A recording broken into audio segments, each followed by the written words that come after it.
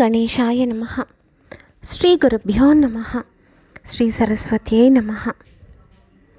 పుడమిన్నొక బిల్వ పత్రముననే పూజించి పుణ్యమున్ బడయన్నీరక పెక్కు దైవములకున్ పప్పుల్ ప్రసాదంబులున్ కుడుముల్ దోసలు సారె సత్తులు అడుకుల్ గుగ్గిళ్ళను బెట్టుచుంజడి ఎందుంగొరగాకపోదురు అకట శ్రీకాళహస్తీశ్వర అంటూ ఆశ్చర్యపడ్డారు దూర్జటి గారు. స్వామి శ్రీకాళహస్తీశ్వర, ఈ భూమి మీద నిన్ను ఒక్క బిల్వపత్రంతో మనసారా పూజించిన చాలు కదయ్యా, పుణ్యం సంప్రాప్తిస్తుంది అని తెలిసి కూడా అది చెయ్యక పప్పులు ప్రసాదాలు కుడుములు దోశలు అవి ఇవి అంటూ చెయ్యలేకుండా ఉండలేక శ్రమకు గురై పతనం చెంది దేనికి పనికి రాకుండా ఎవరెవరినో ఆశ్రయిస్తూ పోతున్నారు. అయ్యయ్యో అంటూ తన వేదనను ఆ స్వామికి విన్నవించారు దూర్జటి గారు. పత్రం పుష్పం ఫలం తోయం అంటూ అర్చనా విధానం ఢంకా బజాయించి చెబుతూనే ఉంది. నిండు మనసుతో చేసే పూజ ఏమి పెట్టినా చాలు అని భగవంతుడు వివిధ సందర్భాల్లో చెప్తూనే ఉన్నాడు. ఇంత క్లుప్తంగానో ఏ ఆర్భాటాలు లేకుండానో పూజిస్తే భగవంతుడు ఏమనుకుంటాడో, జగత్ప్రభు ఎలాంటి జీవన విధానం గడుపుతాడో, మనం చేసేది నచ్చుతుందో లేదో అన్న సంశయం ఉన్న వారికి స్వామిని ఇలా పరిచయం చేస్తున్నారు మన శేషప్ప గారు.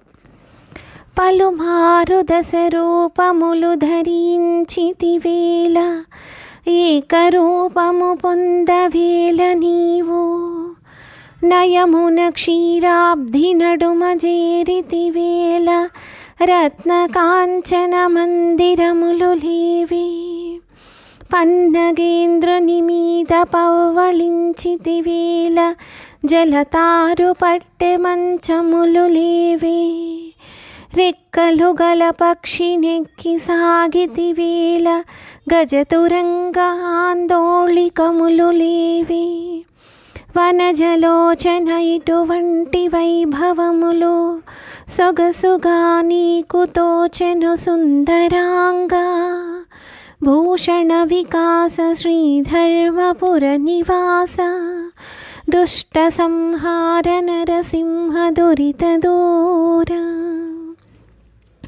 అని అన్నారు.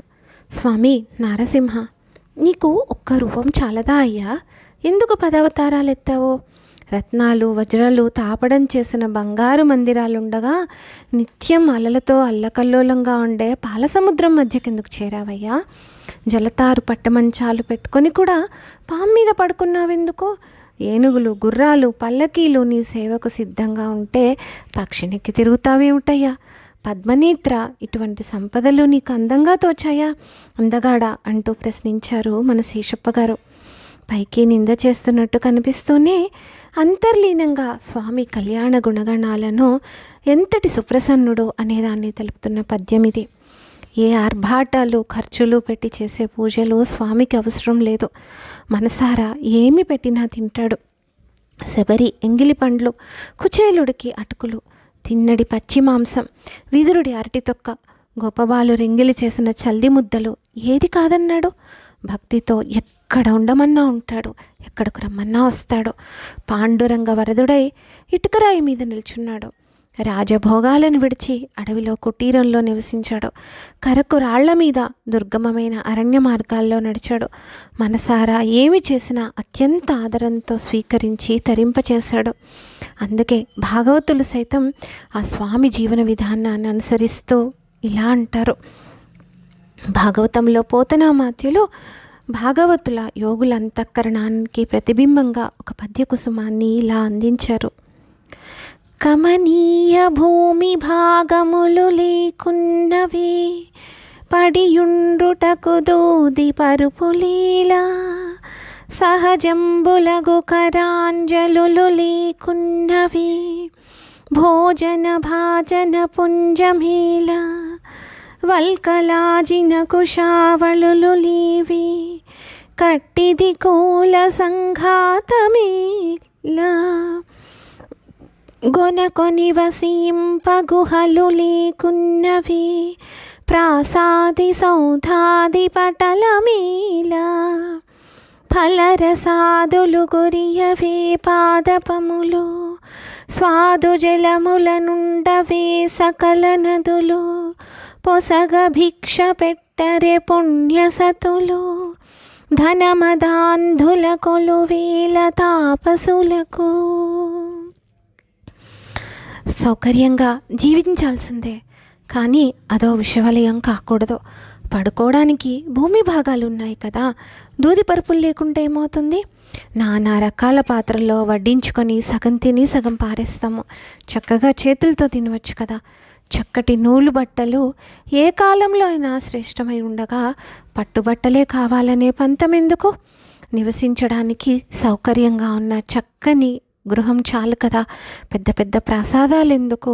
గృహస్థుకైతే చక్కని ఇల్లు, సన్యాసాశ్రమంలో ఉన్నవారైతే వారి ఆశ్రమానికి తగ్గట్టుగా, ఏ ఆశ్రమ ధర్మంలో ఉన్నవారికి ఆశ్రమ ధర్మానికి తగ్గట్టుగా చాలు కదా. చక్కటి పండ్లను చెట్లు, తీయని నీటిని అన్ని నదులు ఆదరంతో భిక్షను పుణ్యసతులు ఇస్తుంటే యోగులు ఎవరినో కొలవలసిన పని ఏమిటి అని అంటున్నారు పూతన గారు. వీటిలో అన్నీ పరమాత్మనికి దగ్గరగా ఉన్నవే, పరమాత్మని విభూతిని మనకు పరిచయం చేసేవే. అందుకే మనము వీలైనంత వరకు అనవసరమైన ప్రాకులాటలు మాని మనసారా ఆ దేవదేవుని ప్రార్థిద్దాం. నదులు, చెట్లు మొదలైన వాటి పట్ల మన కర్తవ్యం ఏమిటో ఎరిగి నడుచుకుందాం. ధన్యాస్మి. స్వస్తి.